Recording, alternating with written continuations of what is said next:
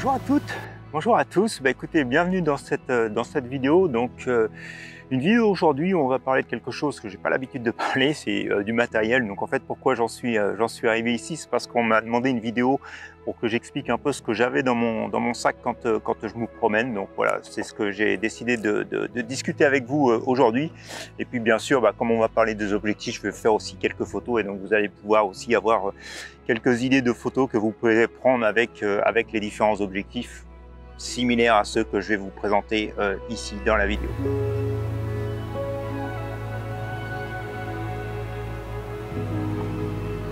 Puisqu'on va parler du matériel, on va d'abord parler bien sûr de l'appareil et puis on va parler des objectifs. Ce que j'ai fait, c'est que j'ai vidé mon sac. Donc le sac à dos, c'est effectivement la partie la plus importante parce qu'il va falloir promener tout le matériel.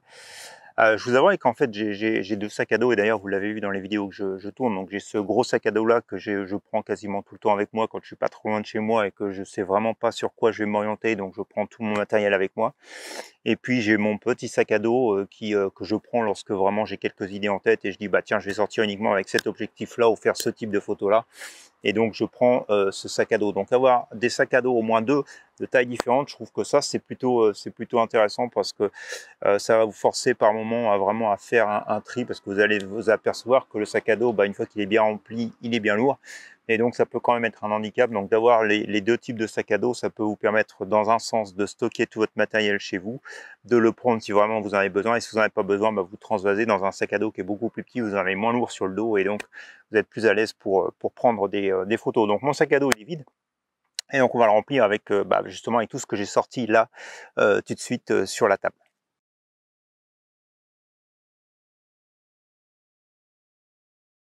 Donc bien sûr, on commence par le boîtier. Donc le boîtier, je suis en mirrorless. Je suis avec le Z7 de Nikon, donc qui est le tout premier quasiment qui est sorti, qui n'a pas eu forcément bonne presse. Parce que comparé à d'autres mirrorless qui étaient sortis sur le marché, il avait quand même beaucoup de handicap, notamment sur sa vitesse d'autofocus. Moi, je suis en photographie de paysage, donc franchement, c'était pas un problème. Donc c'est un boîtier que j'apprécie particulièrement par rapport à mon D810 avant. Il est beaucoup plus léger. Pour faire du paysage, il est vraiment top, je trouve. Il a tout ce qu'il faut pour faire du paysage, le time-lapse intégré, toutes ces choses-là. Donc c'est vraiment des fonctions que j'utilise, le décalage de la mise au point aussi, vous m'avez vu l'utiliser souvent. Donc vraiment, c'est ce que j'engage à regarder quand vous sélectionnez votre boîtier. C'est un commentaire que je vais vous faire sur tout ce que je vais vous montrer ici. La plus grosse erreur que j'ai fait en fait quand j'ai commencé en photo, c'est de vouloir tout de suite, et quand on veut tout de suite, on peut pas mettre forcément le prix qu'il faut dans les objets, et donc on achète parfois des choses qui sont pas forcément de qualité optimale, ou du moins vous allez évoluer aussi avec votre photo, votre style, et donc vous allez vous apercevoir que très rapidement vous n'avez pas forcément ce qu'il faut. Donc il faut vraiment, je trouve, soit commencer vraiment avec des choses de base et puis s'entraîner et puis voir ce qu'on aime faire et voir ce qu'on a vraiment besoin, ou alors vraiment être patient dans ses achats, ou probablement les deux d'ailleurs. Et ne pas vouloir acheter des choses très rapidement. Moi j'ai commencé avec un D70 si je me rappelle bien, avec un 24-70, et je suis resté très longtemps avec cet appareil là, et c'était le tout premier en numérique.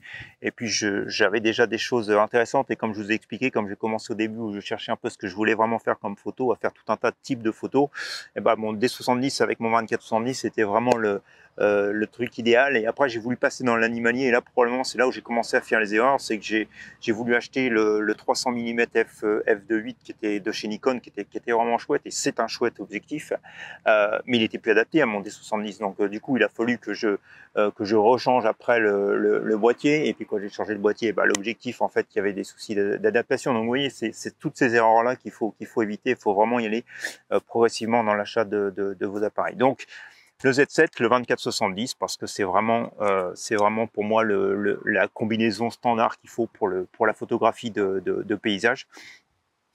Je ne vais pas m'attarder sur l'ouverture de l'objectif. J'ai eu beaucoup de commentaires. Donc moi, tous mes objectifs sont en f2.8, et beaucoup de commentaires me disent ouais, mais f2.8 pour le paysage, c'est n'importe quoi.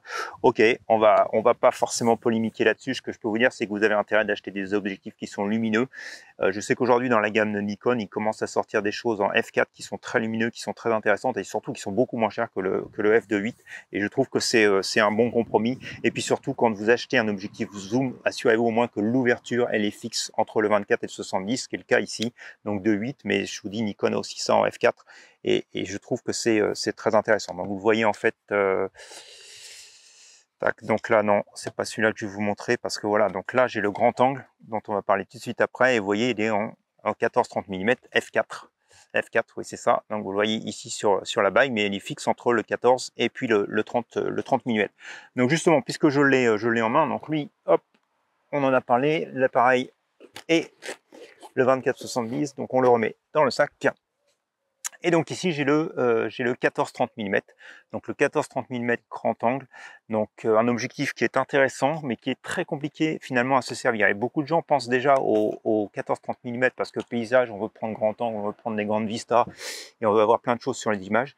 Et ben en fait c'est pas forcément vrai, notamment chez moi avec le paysage que j'ai pas forcément de paysage ou de mer et de montagne, donc je m'en sers souvent pour agrandir le premier plan. C'est ce que vous allez voir tout à l'heure sur l'image qu'on va essayer de prendre ensemble, d'utiliser la distorsion de la lentille sur les bords justement pour faire apparaître les éléments qui sont sur les bords beaucoup plus grands, beaucoup plus gros que ce qu'ils ne sont réellement dans la vraie vie.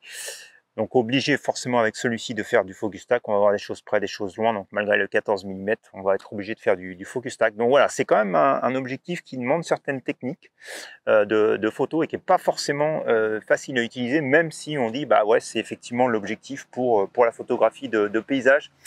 Franchement, comme je disais juste avant, le 24-70, c'est probablement ce qu'il y a de mieux.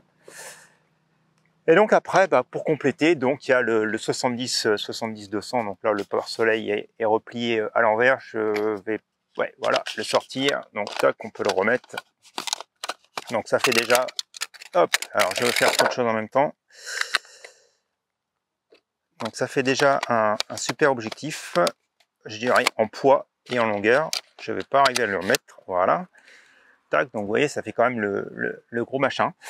Donc là, il est de 70 à 200 mm, donc on y a en complément de mon 24 70. Et donc ici, vraiment, ce qu'on va aller chercher en photographie de paysage, c'est d'aller chercher les détails, de compresser les plans. Et très honnêtement, c'est pas forcément le téléobjectif quelque chose auquel on pense, je dirais, naturellement.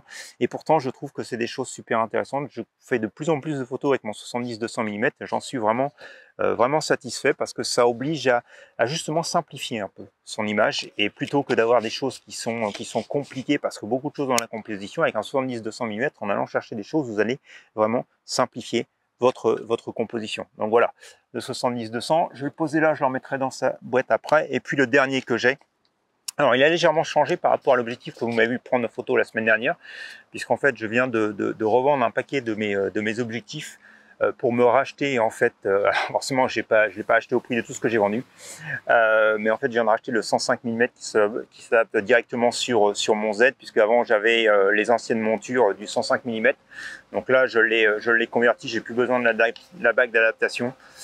Je ne l'ai pas encore testé, mais le 105 mm macro, donc vous l'avez vu, bah, essentiellement pour faire des choses de près, de paysage, des choses de détail. Donc là, on est dans un autre type de photographie de paysage. Personnellement, j'aime bien, j'adore ça. Et quand vous commencez à piquer là-dedans, et bah, vous pouvez prendre tout un tas de photos parce qu'il y a toujours plein de choses à prendre sur des quelques centimètres carrés. Donc voilà, je trouve que c'est un objectif qui est super intéressant, et je l'ai assez fréquemment dans mon sac avec moi. Allez, ce que je vous propose, on va aller prendre une photo au grand angle, et puis après, on va continuer avec ce qu'il y a dans le sac. Alors, comme je vous l'expliquais tout à l'heure, ce que le grand angle va permettre de vous faire, c'est justement de mettre le maximum de choses dans votre image, et puis aussi, surtout, d'agrandir le premier plan. Donc là, j'ai pas vraiment trouvé de gros plans flagrants, mais en fait, on a quelques herbes ici. On a le saule dans le fond, donc je vais vous montrer un petit peu là ce que je suis en train de regarder, de filmer.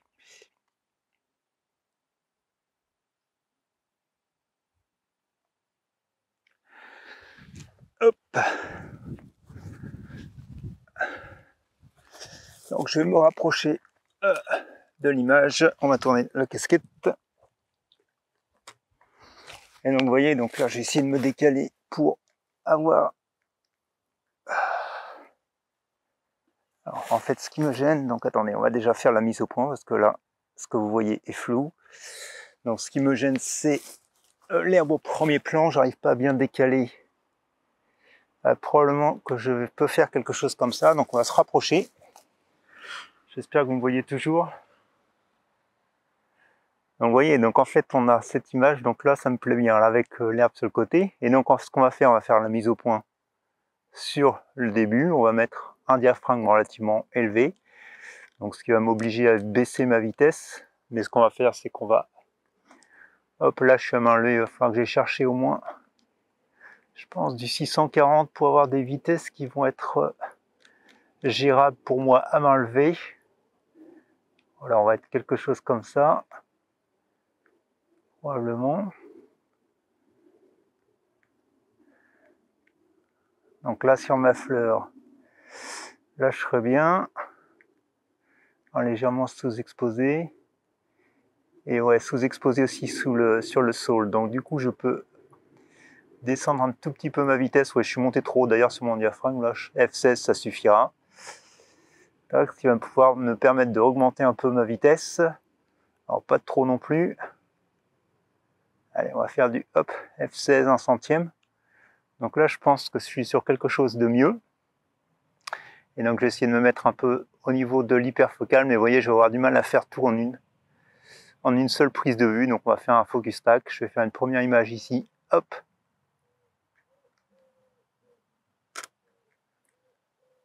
Je vais aller chercher une deuxième image. Toc.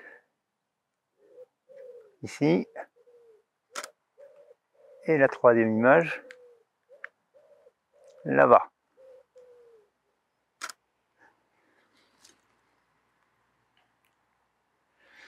Donc c'est ce qui va vous arriver souvent avec le grand angle, c'est que comme votre premier plan et votre arrière-plan vont être très éloignés, il va falloir faire du focus stack, mais ça permet vraiment d'augmenter la taille de votre premier plan, parce que je vais vous le montrer à l'image. En fait, ces fleurs de menthe qui sont au premier plan sont relativement petites, et donc si j'ai pas cet angle-là, ce grand angle et cette distorsion pour augmenter leur taille, ils seraient vraiment insignifiantes sur l'écran, et le fait de me rapprocher leur donne une dimension un petit peu plus importante et prépondérante dans l'image. Donc ça, c'est vraiment tout l'avantage du grand angle. Donc là, je l'ai pas précisé, mais je suis à peu près 20 mm pour prendre mon image, sachant que celui-ci, comme je vous disais tout à l'heure, part à 14 et va jusqu'à 30.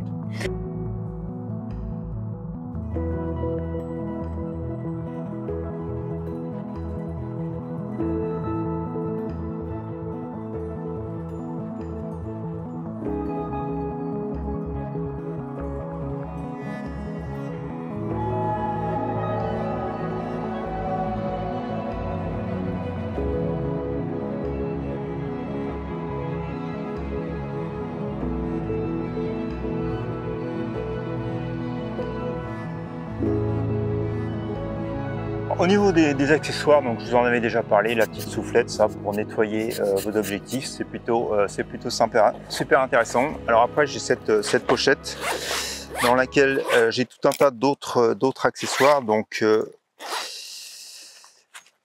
la petite boîte étanche pour ranger les cartes mémoire. Donc ça, c'est surtout intéressant lorsque l'on voyage, d'avoir toutes ces cartes mémoire à disposition et protégé de la poussière et puis de l'eau et puis de tout ce qu'on voudra bien. Alors ensuite, vous ne me voyez pas souvent l'utiliser, mais j'ai donc une télécommande à distance, donc assez intéressant pour les poses longues. Alors pourquoi vous ne me voyez pas souvent utiliser? Parce que comme je fais de la vidéo et j'ai ce système-là donc de vidéo qui est souvent branché sur mon appareil ou microphone ou d'autres choses. Donc du coup j'ai trop de câbles et donc je le branche très rarement, et donc j'utilise le retardateur. Mais franchement, c'est intéressant d'avoir ça dans le sac pour éviter toute vibration lorsque vous déclenchez vos images. Et puis donc la dernière chose que j'ai, alors c'est ce petit pinceau qui sont en fait avec des embouts à poudre de carbone qui vous permettent vraiment d'utiliser, de nettoyer pardon, les taches de graisse que vous pourriez avoir sur l'objectif d'un doigt ou quelque chose que par exemple que vous avez touché. Et donc avec des petits pinceaux au bout, donc il y a 3 tailles en fait sur cette mallette là. Alors je vous avouerai que c'est pas donné, mais ça m'a bien aidé par moment dans des voyages où j'ai une grosse tache de gras au milieu de mon objectif, parce que tout simplement j'ai mis un doigt, coup de transpiration, de l'eau, quoi que ce soit, et parfois la lingette ne suffit pas. Et donc d'avoir ces petits crayons là, c'est plutôt super intéressant. Donc voilà, et puis tout ça dans une pochette. Ah oui, j'allais oublier quand même dans les accessoires, donc forcément j'ai une autre pochette avec des batteries de secours, que ce soit aussi bien pour la caméra, pour l'appareil photo, et puis pour le système d'enregistrement de la caméra.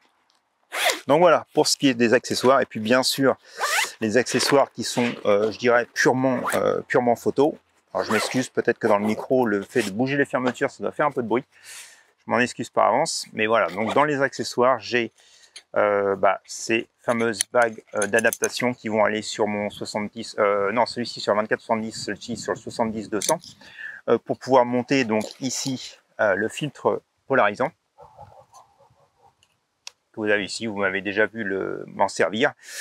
Et puis donc j'ai aussi, alors hop, je remets tout ça à l'abri parce qu'il y a pas mal de vent, il y a pas mal de petites choses là qui sont en train plus ou moins de voler. Et j'ai cette pochette là où j'ai donc tous mes filtres. Alors j'ai des filtres qui sont comme ceci, les linéaires gradients. J'ai des filtres, donc j'ai des filtres pleins, j'ai un Big Stop. Alors il va falloir que je remette la main dessus. Le Big Stop, il est là, là qui est encore dans sa boîte. Donc vraiment, alors ND, je sais plus combien celui-ci. Celui-ci, c'est un. Je sais même plus si c'est un 15 ou si c'est un 10. Je crois que c'est un 15 celui-ci. Donc vraiment le maximum pour des pauses très très longues. Et puis donc j'ai ici dans cette pochette là donc un autre filtre, celui-ci. Hop, donc filtre plein, et donc celui-ci c'est un 06 NB. Alors là c'est pareil, à chaque fois que je sors les filtres, j'ai beaucoup de polémiques sur le sujet, parce qu'effectivement maintenant avec Lightroom et les filtres gradients on peut faire plein de choses. Déjà, je trouve que c'est intéressant de sortir des choses propres sur le terrain, parce que je me dis que voilà, si vraiment vous voulez faire quelque chose plus tard avec votre image, quand je dis faire quelque chose, c'est pas forcément la publier sur des réseaux sociaux, mais probablement l'agrandir, et l'agrandir ne serait-ce que pour vous. Et autant avoir quelque chose de propre, et puis oui, de le peaufiner, continuer à le peaufiner sur Photoshop ou sur Lightroom, que d'avoir quelque chose qui est déjà, allez, excusez-moi l'expression, dégueulasse au début, parce que vous n'aviez pas les filtres, parce qu'il y avait trop de contraste, parce que ceci, parce que cela, et que vous allez essayer de le changer sur Photoshop et Lightroom, parce que même en étant un pro de Photoshop et Lightroom, s'il y a des informations de lumière qui ne sont pas correctes, vous allez avoir des problèmes à les sortir. Donc je trouve que d'avoir des filtres, utiliser des filtres, c'est pour moi important. C'est un investissement qui est effectivement plutôt cher. Les filtres magnétiques, vous m'avez vu les tester, donc c'est bien à partir du moment où vous voulez faire du polarisant, du filtre ND. Si vous voulez faire du filtre dégradé, et là en fait il n'y a pas d'autre moyen que justement d'avoir la bague d'adaptation et de glisser les filtres dedans, et donc d'avoir des filtres carrés. Donc effectivement ça fait une grosse pochette à promener.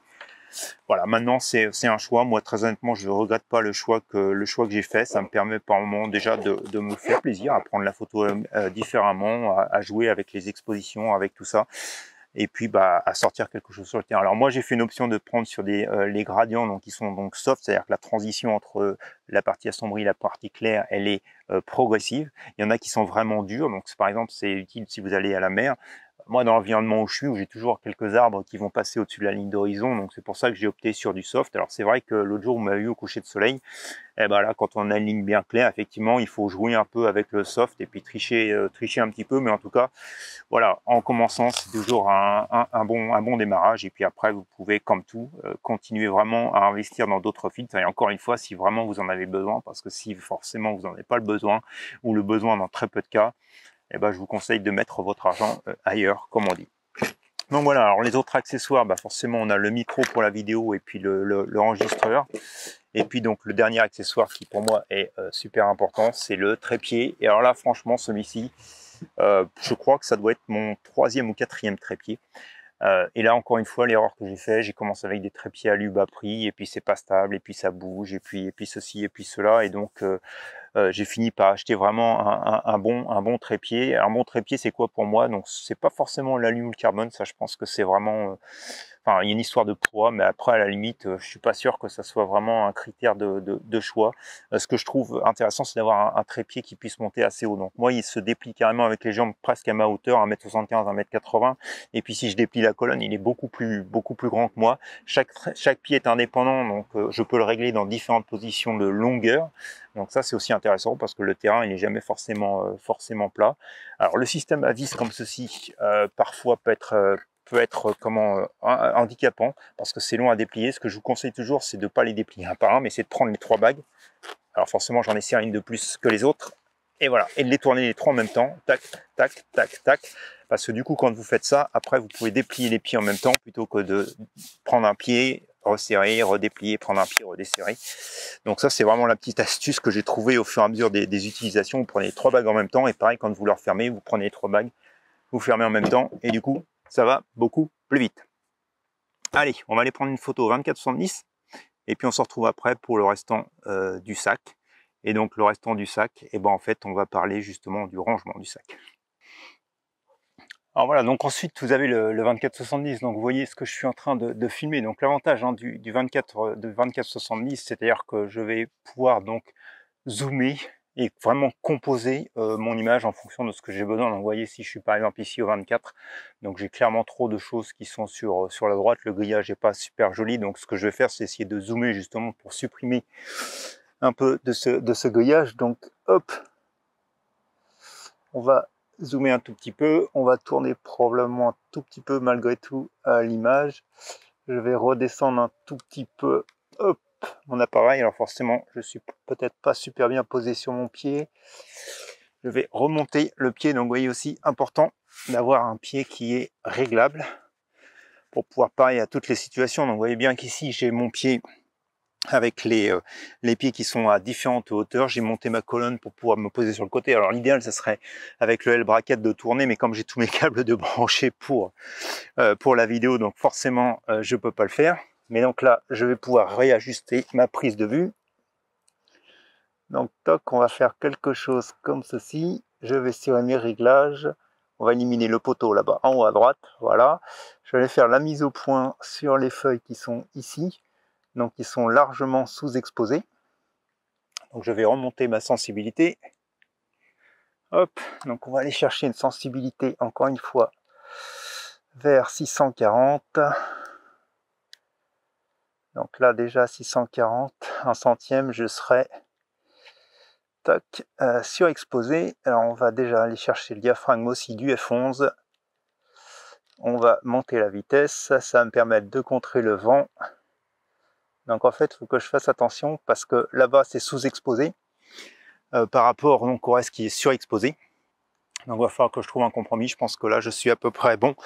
Je vais faire les mesures comme d'habitude entre les parties les plus claires et les parties les plus foncées. Je vais faire une moyenne entre les deux. Mais ce que je voulais surtout vous montrer aussi, c'est que vous voyez l'avantage du filtre polarisant. Donc je vais le tourner. Il est monté. Et vous voyez, toc. Maintenant, on voit ce qui se passe dans la rivière et c'est ça tout l'avantage du filtre polarisant, c'est de supprimer les reflets. Dans cette situation-là où je suis quasiment en contre-jour, l'image avec les reflets aurait aucun intérêt. Et maintenant, en voyant ce qui se passe sous l'eau, le vert, ça donne tout de suite un intérêt.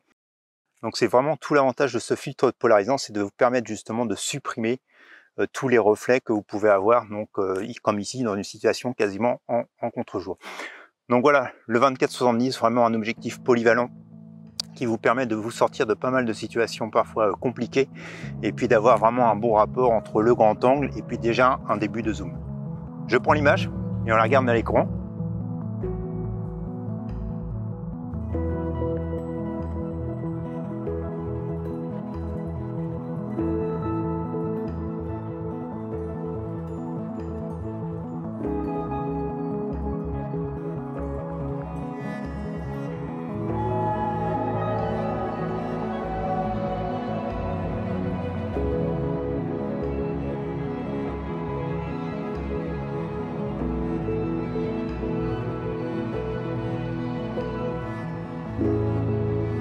Alors le rangement du sac, je vous conseille d'avoir un sac comme j'ai ici avec des rangements amovibles que vous allez pouvoir agencer de la façon dont vous voulez. Et donc justement ce qui est intéressant quand vous achetez votre sac, c'est probablement de pouvoir tester avec votre matériel et d'essayer de voir comment tout peut se caser sur le matériel. Je ne sais pas combien de configurations de rangement j'ai pu faire avant de trouver la bonne configuration. Ce que je peux vous dire, c'est qu'il faut que votre matériel soit calé mais pas trop non plus serré. Il faut éviter justement d'avoir des choses qui vont se tasser parce que c'est le meilleur moyen en sortant d'abîmer des choses, notamment les œilletons des caméras, comme ici sur mon Z7, c'est ce qui s'est passé parce qu'au début je l'avais trop serré à chaque fois que je le sortais. Donc du sac, vous voyez, comme ceci, et tac, je frottais l'œilleton et je finissais par l'abîmer. De mettre des sacs alors je sais pas si je vais en attraper un facilement. Enfin, forcément, c'est là où je vais en chercher un parce qu'il y en a un peu partout dans le sac, voilà. Quand vous achetez des appareils, des objectifs, il y a souvent ce genre de petits sachets de déshydratants. Donc moi, j'en les récupère et j'en mets un peu partout dans mon sac parce que ça permet justement de garder vos objectifs, je dirais, à l'abri un peu de tout ce qui est humidité quand vous sortez par condition de pluie. Les bernarches que vous entendez encore une fois derrière moi, il y avait longtemps qu'on les avait entendues, elles. Et donc qui sont dans des conditions d'humidité, ça permet justement de garder votre matériel au sec. Et puis après, donc de bien repérer comment vous rangez les affaires pour ranger tout facilement du premier coup. Et donc j'ai moi un compartiment ici que je vais refermer où j'ai tous mes objectifs, tous mes appareils. Et puis donc le deuxième compartiment que vous allez voir un peu ici, donc est sur le dessus du sac, où là je vais mettre notamment, vous voyez, j'ai encore un petit sachet de déshydratant d'ailleurs ici, ma petite soufflette, mon sac d'accessoires et de batterie, mes filtres, tac, et tout est bien rangé sur le côté, sur le dessus, pardon. Je parle du côté parce que je suis en train de penser à la suite de ce dont je vais vous parler, c'est qu'après il y a le trépied et donc j'ai la chance d'avoir une petite poche sur l'autre côté où je vais mettre mon trépied dedans que je vais serrer avec, hop, un sac, une sangle, tac, tout est bien fermé. Hop, alors j'ai l'avantage d'avoir sur ce sac à dos des petites poches sur le devant pour mes lunettes que je mets rarement mais que j'essaye de voir tout le temps avec moi, mon téléphone ici. Et donc voilà, tout est prêt, il n'y a plus qu'à fermer les sangles, tout est rangé. Vous avez vu à peu près tout ce que j'ai dans mon sac et comment je prends des photos. Je vais quand même reposer le sac, on va faire une dernière photo, donc cette fois-ci avec le 70-200 mm. Et puis on se retrouve tout de suite après pour la conclusion. Alors le 70-200, lui c'est vraiment pour aller chercher des choses qui sont loin, donc en photographie de paysage, je m'en sers vraiment pour aller chercher des détails. Donc on va regarder ici sur cette image, donc je vais le mettre au 70 mm, donc vous voyez j'ai ce saule pleureur, donc je pourrais effectivement le prendre comme ça, il y a quelque chose qui est intéressant avec son reflet dans l'eau. Mais en fait, ce que j'ai envie, c'est d'aller chercher vraiment uniquement cette partie de feuille. Donc je vais zoomer et je suis presque là au 150 mm, j'imagine.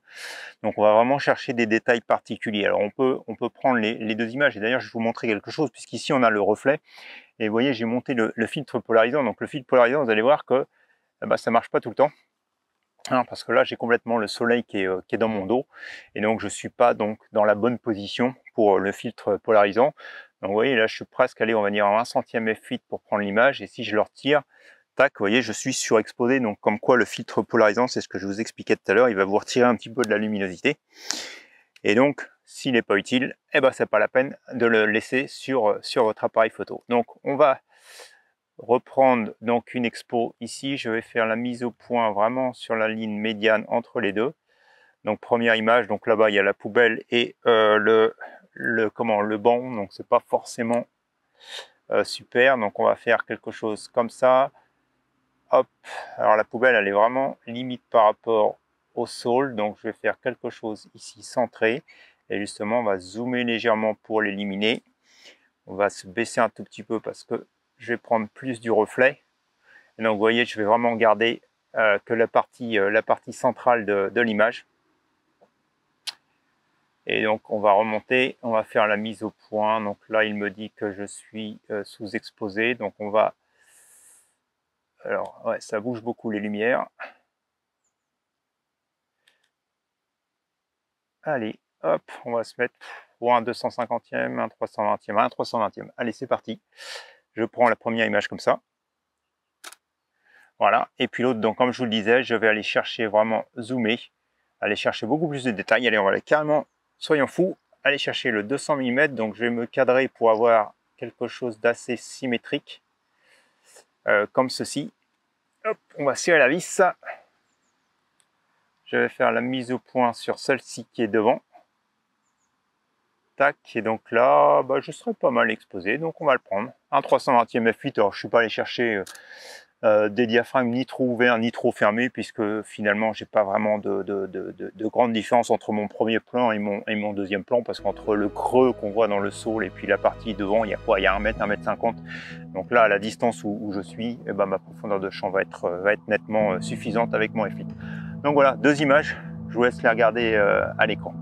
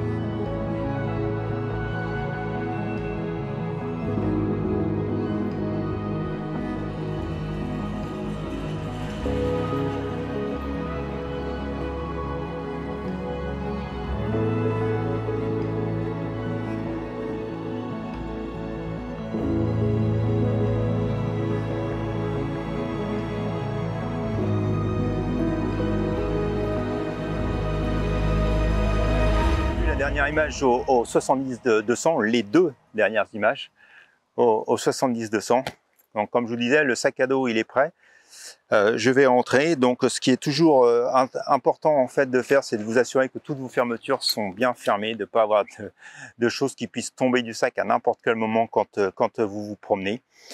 Et puis bah voilà, vous êtes paré pour faire de la photographie de paysage. Je pense qu'ici, je dois quand même avoir quelque chose comme 7-8 kg sur le dos. Donc c'est pour ça que d'avoir un sac plus petit, ça peut être quand même intéressant. Le pied fait une grosse partie du poids, c'est clair. Donc parfois, c'est bien de pouvoir mettre autre chose de l'autre côté pour rééquilibrer un peu votre sac à dos. Parce que si vous marchez longtemps avec cette charge-là sur le dos, vous allez vite avoir mal aux épaules. Donc avoir aussi un sac à dos qui vous maintient bien le dos et les épaules, ça c'est aussi super important au moment de l'achat, autant que la place pour mettre vos accessoires.